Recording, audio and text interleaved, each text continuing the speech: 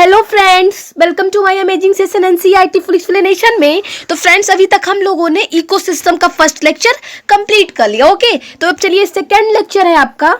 तो चलिए बिना टाइम वेस्ट के हम लेक्चर को स्टार्ट करते हैं। So let's get start it with the energy flow. Okay, तो इसमें देखते हैं क्या है कि except for the deep sea hydrothermal ecosystem, sun is the only source of energy for all ecosystem on earth. Okay, deep sea के hydrothermal ecosystem को छोड़कर अर्थ पर सभी इकोसिस्टम के लिए ओनली सोर्स क्या है, वो एनर्जी है। ठीक है, ये बात समझ में आ गई आपको कि डीप सी के हाइड्रोथर्मल इकोसिस्टम को छोड़कर अर्थ पर सभी इकोसिस्टम के लिए जो ओनली सोर्स है वो क्या है, एनर्जी है।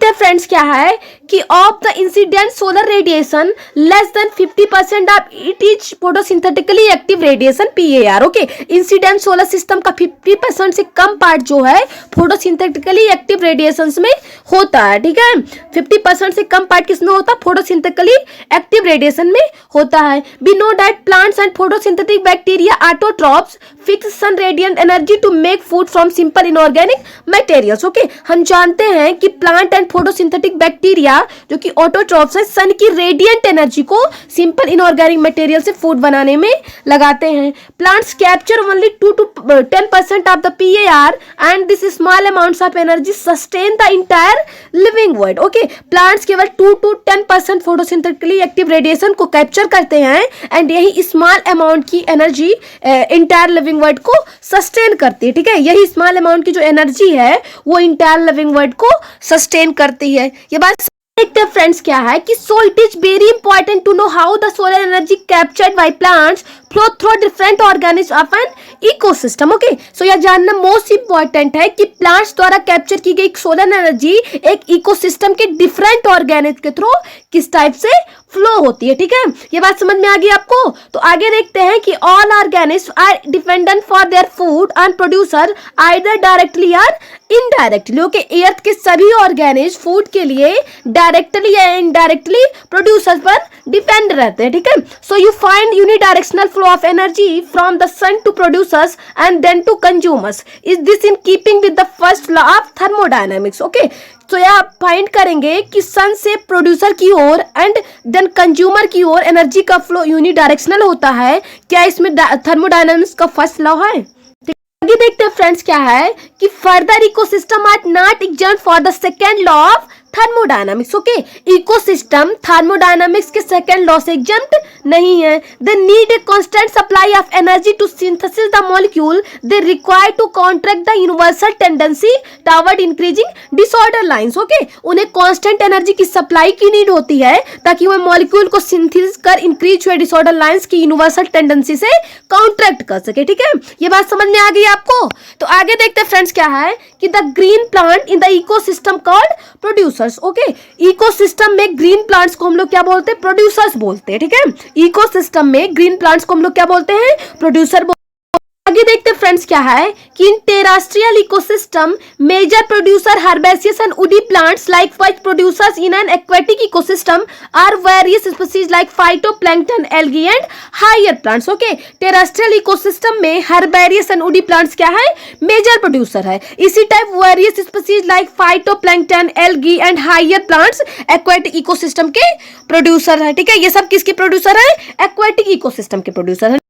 देखते फ्रेंड्स, क्या है कि you have read about the food chains and webs that exist in nature. Okay, आपने फूड चेन्स एंड वेब के बारे में स्टडी किया है जो कि नेचर में एग्जिस्ट है। Okay, starting from the plants are producers, food chains or rather webs are form such that an animal feeds on a plant or on another animal and in turn is food for another. Okay, क्या होता है कि plants are producers start होकर food chain या web इस type से बने होते हैं कि ईच एनिमल जो एक प्लांट से फीड करता है या अदर एनिमल्स पर डिपेंड्स रहता है एंड टर्न में वह किसी अनदर के लिए फूड प्रिपेयर करता है। ठीक है, बाद में वह किसी अनदर स्पीशीज के लिए फूड प्रिपेयर करता है। फ्रेंड्स, क्या है कि द चेन और web is form because of this interdependency. Okay, इस इंटरडिपेंडेंसी के कारण चेन या वेब की फॉर्मेशन होती है। No energy that is trapped into an organism remains in it forever. Okay, क्या होता है कि किसी भी ऑर्गेनिज्म द्वारा ट्रैप की गई एनर्जी फॉरएवर रिमेन्स नहीं रहती, ठीक है, ये फॉर एवर रिमेन्स नहीं रहती है। The energy trapped by the producer hence is either passed on to a consumer or the organism dies. Okay, producer द्वारा ट्रैप की गई एनर्जी या तो कंज्यूमर को पास कर दी जाती है या तो वह डेड हो जाती है, ठीक है, या तो ये कंज्यूमर को पास कर दी जाती है या तो डेड हो जाती है। Death of organism is the beginning of detritus food chain web, ठीक है, एक ऑर्गेनिज्म की डेथ डिट्राइटस फूड चेन या वेब की बिगिनिंग होती है, ठीक है।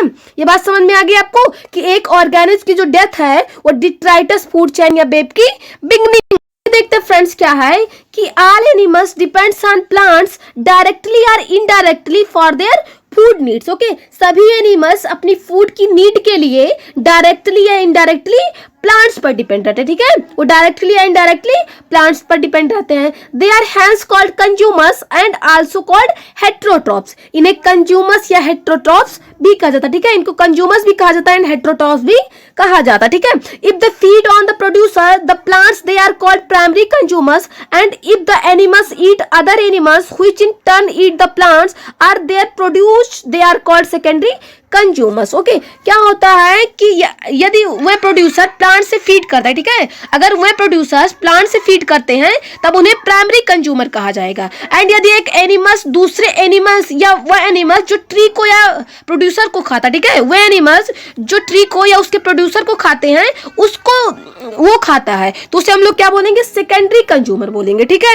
ये बात समझ में आ गई आपको, तो उसको हम लोग क्या बोलेंगे, सेकेंडरी कंज्यूमर बोलेंगे। Likewise you could have tertiary consumers too. Okay, इसी टाइप से हम लोग टर्सरी कंज्यूमर भी हो सकते हैं, ठीक है, इसी टाइप से आप टर्सरी कंज्यूमर भी हो सकते हैं। देखते हैं फ्रेंड्स क्या है कि obviously the primary consumers will be herbivores. Okay, obviously primary consumers वो हार्बीवोरस होते हैं, ठीक है, जो प्राइमरी कंज्यूमर्स हैं वो हार्बीवोरस होते हैं। Some common herbivores are insects, birds and mammals in terrestrial ecosystem and molluscs in aquatic ecosystem, ठीक है। टेरेस्ट्रियल इकोसिस्टम में कुछ common herbivores insects, birds and mammals होते हैं एंड एक्वेटिक सिस्टम की बात करें तो उसमें कौन हार्बीवोरस, मोलस्कस है, ठीक है, उसमें कौन है, मोलस्कस है। तो चलिए आगे देखते हैं क्या है हम कि the consumers that feed on these herbivores are carnivores or more correctly primary carnivores through secondary consumers. Okay, वह कंज्यूमर्स जो हार्बीवोरस से फीड करते हैं वह कार्निवोर होते हैं, ठीक है, वह कंज्यूमर्स जो हार्बीवोरस से फीड करते हैं वह कार्निवोर होते हैं, या इन्हें एक प्राइमरी कंज्यूमर्स कहना मोर करेक्ट है। थ्रू सेकेंडरी कंज्यूमर्स, ठीक है, इनको प्राइमरी कंज्यूमर्स कहना भी।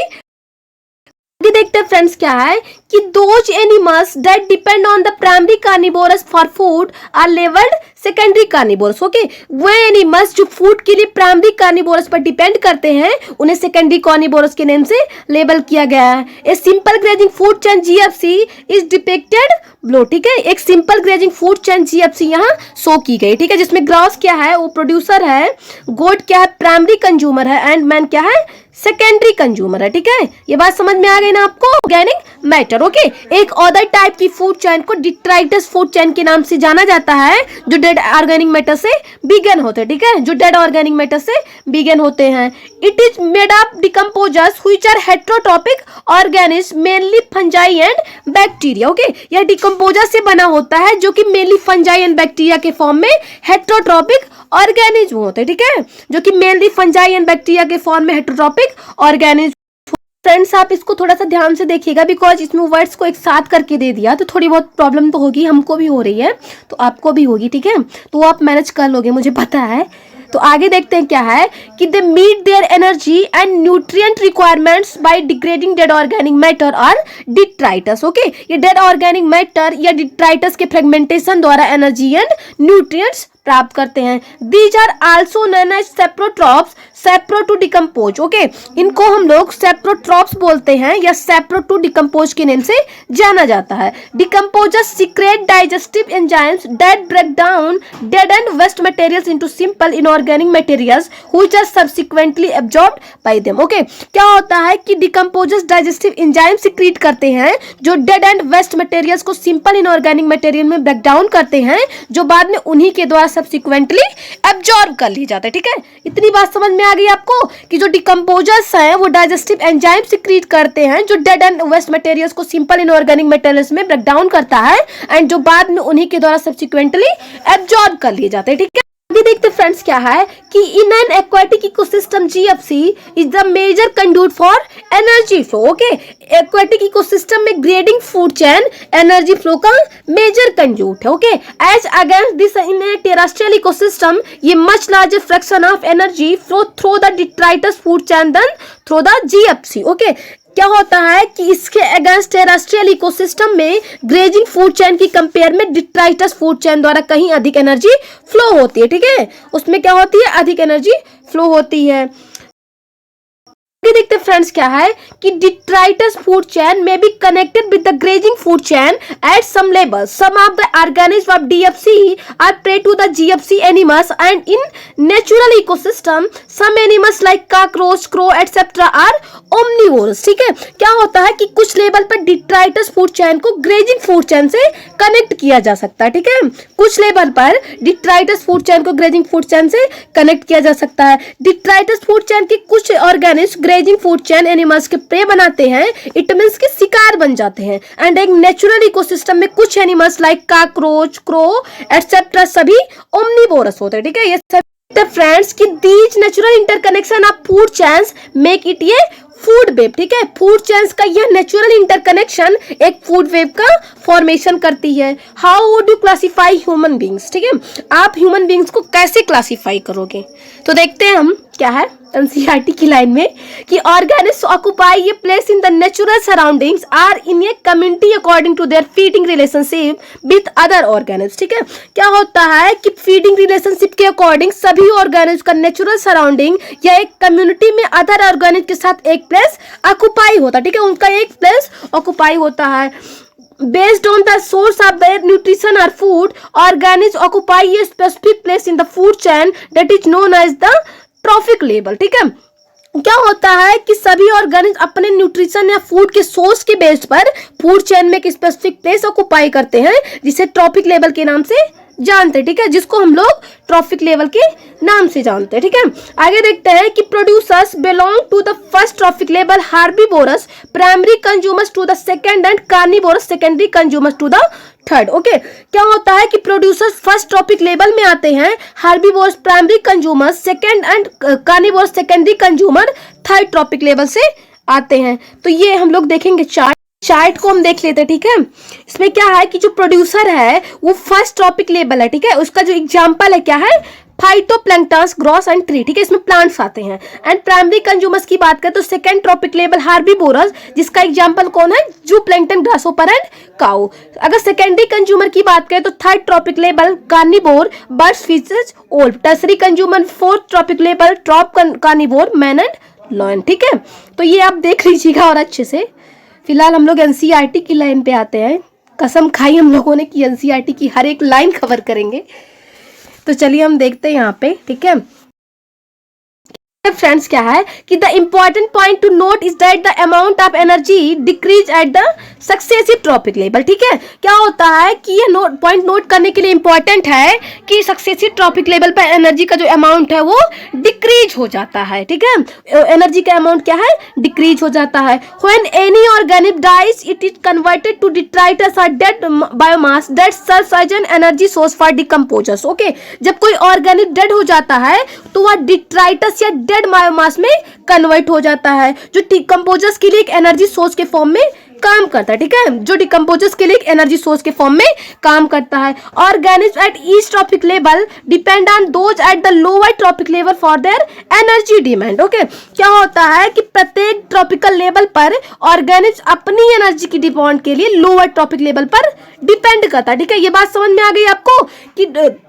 ट्रॉपिकल लेवल पर ऑर्गेनिज्म अपनी एनर्जी की डिमांड के लिए लोअर ट्रॉपिक लेवल पर डिपेंड करता है। ठीक है, तो आगे देखते हैं फ्रेंड्स, क्या है कि each trophic levels has a certain mass of living materials particular time called as the standing crop। Okay, क्या होता है कि एक पार्टिकुलर टाइम पर प्रत्येक ट्रॉपिक लेवल का लिविंग मटेरियल की कुछ मास होती है जिसे हम लोग क्या बोलते हैं, स्टैंडिंग क्रॉप बोलते हैं। ठीक है, जिसको हम लोग क्या बोलते हैं, स्टैंडिंग क्रॉप बोलते हैं। The standing crop is measured at the mass of living organism biomass or the number in a unit area. Okay, standing crop को लिविंग ऑर्गेनिज्म बायोमास या यूनिट एरिया में नंबर से मेजर किया जाता है। ठीक है, इनको हम लोग नंबर से मेजर करते हैं।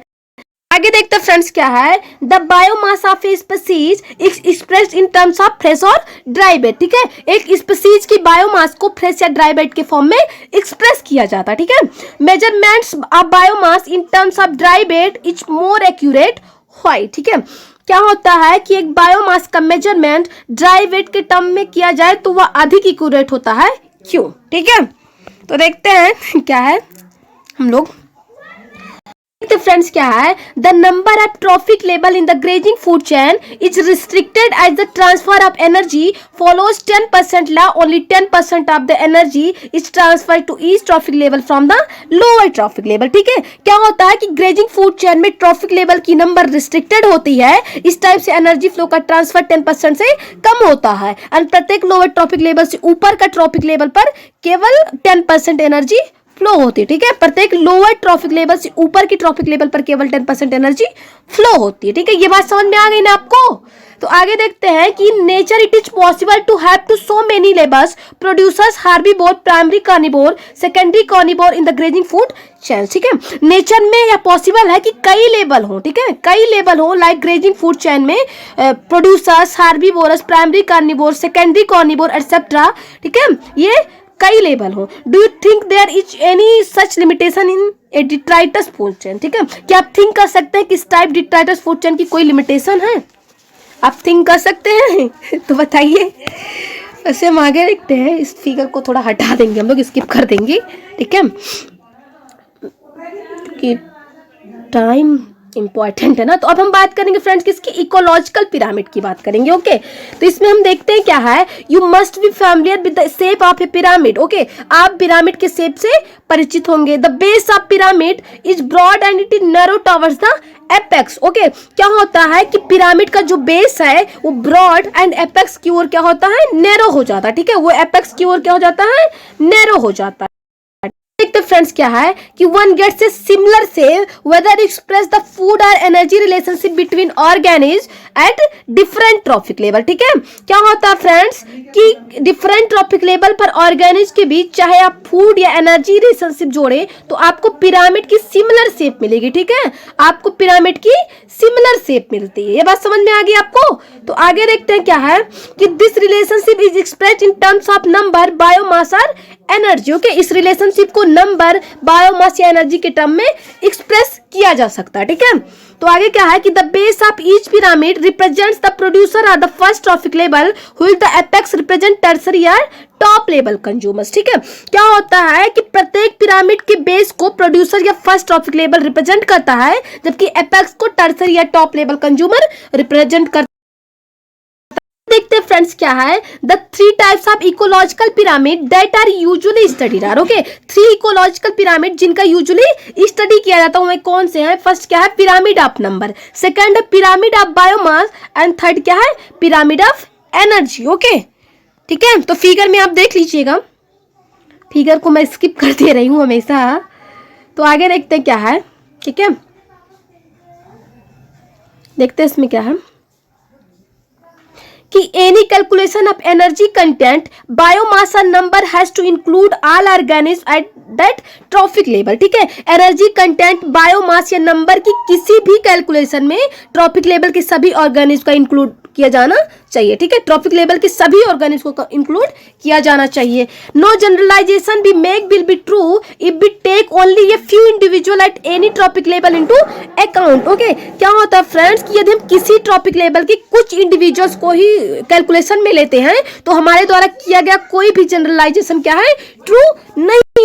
तो फ्रेंड्स क्या है कि also a given organism may occupy more than one trophic level simultaneously. Okay, इसके साथ ही एक गिवन ऑर्गेनिज्म एक ही टाइम में एक से अधिक ट्रॉपिक लेवल में ऑक्युपाई हो जाएगा। One must remember that the trophic level represents a functional level not as species as such. Okay, क्या होता है कि हमें यह रिमेंबर रखना चाहिए कि ट्रॉफिक लेवल जो है एक फंक्शनल लेवल को रिप्रेजेंट करता है, ना कि किसी स्पीसीज को। ठीक है, ना कि किसी वो स्पीसीज को रिप्रेजेंट करता है। ए गिवन स्पीसीज में occupy more than one trophic level in the same ecosystem the same time. For example, a sparrow is primary consumer when it eats seeds, fruits, peas and a secondary consumer when it eats insects and worms. ठीक है, क्या होता है friends कि एक given species एक ही time पर एक इकोसिस्टम में एक से अधिक ट्रॉपिक लेवल में ऑक्युपाई हो सकती है। ठीक है, ये बात समझ में आ गई आपको कि एक गिवन स्पीशीज एक ही टाइम पर एक ही इकोसिस्टम में एक से अधिक ट्रॉपिक लेवल में ऑक्युपाई हो सकती है। अगर हम एग्जांपल की बात करें तो जो स्पैरो है, ठीक है, स्पैरो जब सीड फ्रूट व पी खाती है, ठीक है, जब सीड फ्रूट व पी खाती है तो वह प्राइमरी कंज्यूमर है, बट जब वह इंसेक्ट एंड अर्थवर्म को खाती है तब वह क्या है, सेकेंडरी कंज्यूमर है। ठीक है, जब वो इंसेक्ट एंड वर्म को खाने लगती है तो वो कौन सी कंज्यूमर है, सेकेंडरी कंज्यूमर। इतनी बात समझ में आ गई आपको, ये बात समझ में आ गई ना। तो आगे देखते हैं कि can you work out how many trophic levels human beings function at in A food chain. क्या आप यह डिफाइन कर सकते हैं कि एक फूड चेन में ह्यूमन बींग कितनी ट्रॉपिक लेवल का फंक्शन करता है या फिर यूज करता है। ठीक है, तो आगे देखेंगे फ्रेंड्स क्या है एनसीईआरटी में। ठीक है, कि in most ecosystem all the pyramids of number of energy and biomass are upright, that is producer are more in number and biomass than the herbivores, and herbivores are more in number and biomass than the carnivores. ठीक है, most ecosystem में numbers, energy and biomass के सभी pyramid base से ऊपर की ओर जाते हैं। इट मींस कि अपराइट होते हैं। दैट इज, अगर हम बात करें तो हार्बीवोरस की कंपैरिजन प्रोड्यूसर का नंबर एंड बायोमास अधिक होता है, एंड सिमिलरली हार्बीवोरस का नंबर एंड बायोमास कार्निवोरस की कंपैरिजन अधिक होता है। ठीक है, ये बात समझ में आ गई आप। देखते फ्रेंड्स क्या है कि also energy at lower trophic level is always more than at a higher level. ठीक है, इसी टाइप से लोअर ट्रॉपिक लेवल में एनर्जी की अमाउंट हायर ट्रॉपिक लेवल से क्या होती है, अधिक होती है। There are exception to this generalization if you bear to count the number of insect feeding on a big tree, what kind of pyramid would you get. ठीक है, इस जनरलाइजेशन में कुछ एक्सपेक्टेशन है। यदि आप एक बिग ट्री पर फीड करते हैं, ठीक है, यदि आप एक बिग ट्री पर फीड करने वाले इंसेक्ट्स की नंबर को काउंट करें तो आपको कैसा पिरामिड प्राप्त हो सकता है। ठीक है, ये बताइए आप कि आपको कैसा पिरामिड प्राप्त हो सकता है। तो देखते हैं हम लोग आगे कि now add an estimate of the number of small birds depending on the insects as also the number of larger birds eating the smaller. Okay, क्या होता है कि अब उसमें जो इंसेक्ट पर डिपेंड है, ठीक है, उसमें इंसेक्ट पर डिपेंड स्मॉल बर्ड की ऐड करें।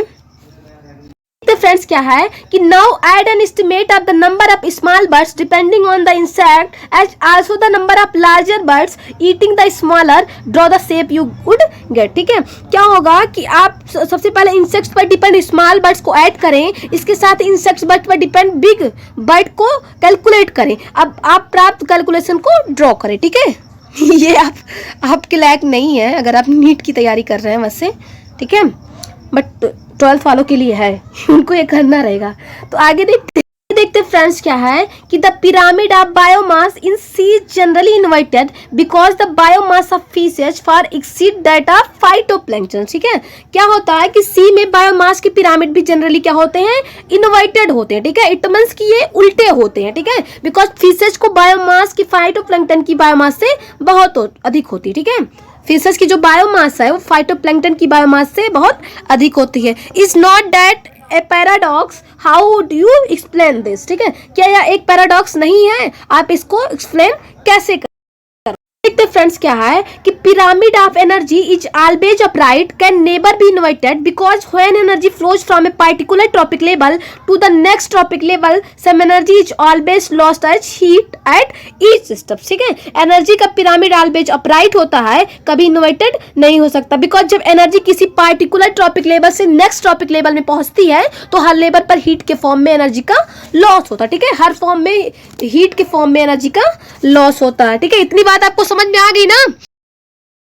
ये देखते फ्रेंड्स क्या है कि each bar in the energy pyramid indicates the amount of energy present at tropic level in A given time और एनुअली पर यूनिट एरिया। ठीक है, एनर्जी पिरामिड का प्रत्येक बार उस ट्रॉपिक लेवल में किसी गिवन टाइम में या per unit area annually energy को इंडिकेट करता है। ठीक है, ये बात समझ में आ गई ना आपको।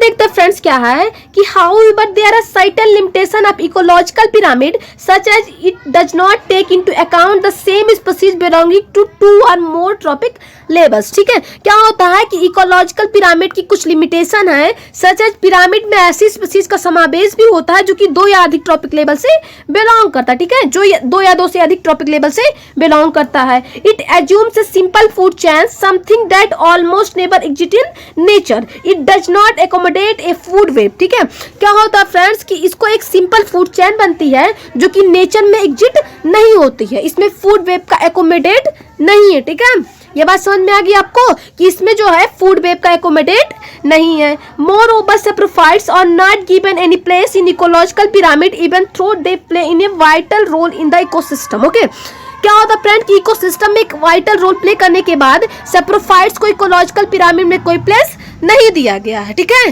ये बात समझ में आ गई ना आपको कि इकोसिस्टम में एक वाइटल रोल प्ले करने के बाद सैप्रोफाइट्स को इकोलॉजिकल पिरामिड में कोई प्लेस नहीं दिया गया। अब फ्रेंड्स हम लोग इकोलॉजिकल सक्सीजन की बात करेंगे। ठीक है, अब हम लोग इकोलॉजिकल सक्सीजन की बात करेंगे तो देखते हैं इसमें क्या है कि you have learned in chapter 13 the characteristics of population and community and also their response to environment and how such response vary from an individual response. ठीक है, क्या होता है कि अपने चैप्टर 13 में पॉपुलेशन एंड कम्युनिटी के कैरेक्टरिस्टिक्स एंड इन्वायरमेंट में उनकी रिस्पॉन्स एंड किस टाइप से रिस्पॉन्स एक इंडिविजुअल रिस्पॉन्स से डिफरेंट है की स्टडी कर चुके हैं। Let us examine another aspects of community response to environment over time. तो चलो हम टाइम के साथ कम्युनिटी रिस्पॉन्स के अनदर एस्पेक्ट्स की बात करते हैं। ठीक है, तो देखते हैं इसमें क्या है हम लोग।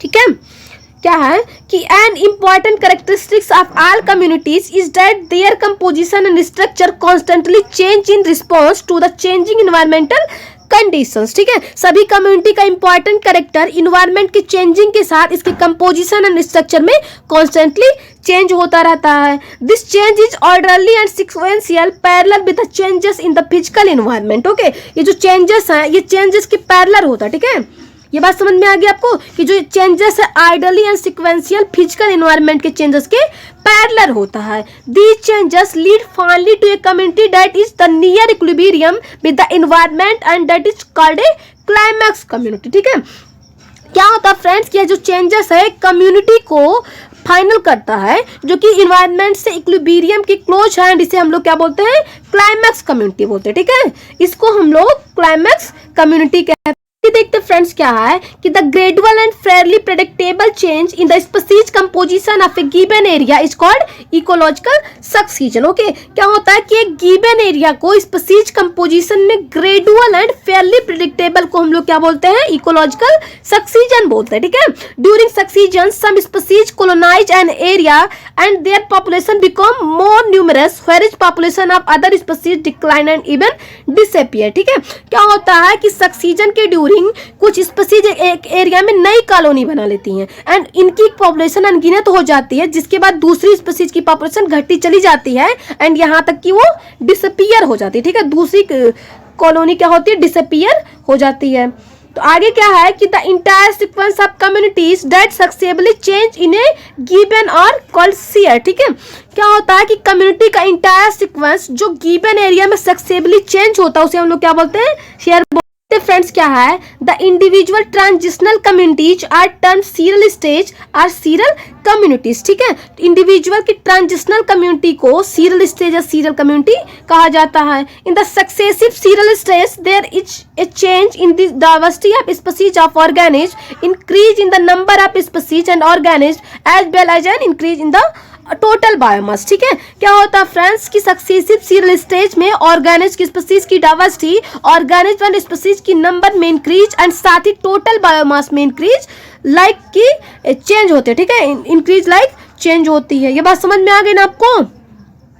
ठीक है, आगे देखते हैं फ्रेंड्स क्या है कि the present day communities in the world have come to be because of succession that has occurred over million of years since life started on earth. ठीक है, वर्ल्ड में प्रेजेंट डे कम्युनिटी ईयर्थ पर life start करने के बाद million years के succession के बाद उत्पन्न हुई है। ठीक है, मिलियन ईयर्स के सक्सेशन के बाद उत्पन्न हुई है। Actually succession and evolution would have been parallel process at that time. Actually succession and evolution उस टाइम पैरेलल प्रोसेस थी। ठीक है, उस टाइम पे क्या थी, पैरेलल प्रोसेस। ठीक है, ये बात समझ में आ गई आपको। तो देखते हैं आगे क्या है कि succession is hence a process that starts in an area where no living organism are there. This could be areas where no living organism ever existed, say bare rock or in areas that somehow lost all the living organism that existed here. ठीक है, क्या होता है कि सक्सीजन एक ऐसी process है जो वहाँ स्टार्ट होती है जहाँ पे कोई लिविंग ऑर्गेनिज्म नहीं होता. ठीक है, ये प्रोसेस वहाँ स्टार्ट होती है जहाँ कोई लिविंग ऑर्गेनिज्म नहीं होते हैं, या ऐसा कोई एरिया जहाँ कभी लिविंग ऑर्गेनिज्म नहीं रहा हो. फॉर एग्जाम्पल की अगर हम बात करें तो बेयर रॉक, या फिर ऐसा एरिया जहाँ की सभी लिविंग ऑर्गेनिज्म जो कभी वहाँ रहते थे किसी टाइप से लॉस्ट हो गए. ठीक है, वो किसी टाइप से क्या हुए हैं, लॉस्ट हो गए. ठीक है, ये बात समझ में आ गई आपको.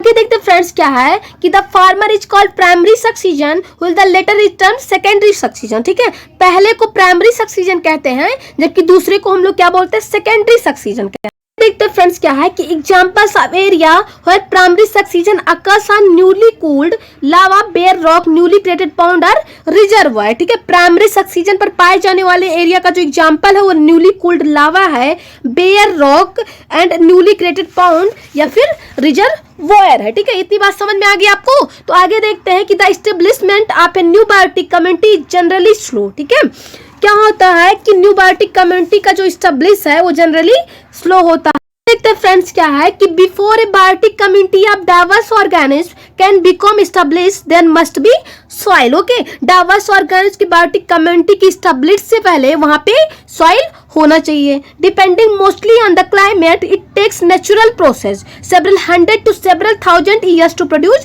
fertile soil on bare rock. ठीक है, अधिकतर क्लाइमेट की डिपेंडेंसी के बेस पर नेचुरल फर्टाइल सॉइल के प्रोडक्शन में कई सौ से कई हजार ईयर्स लग जाते हैं. ठीक है, नेचुरल फर्टाइल सॉइल के लिए कई सौ से कई हजार ईयर लग जाते हैं. ये बात समझ में आ गई ना आपको.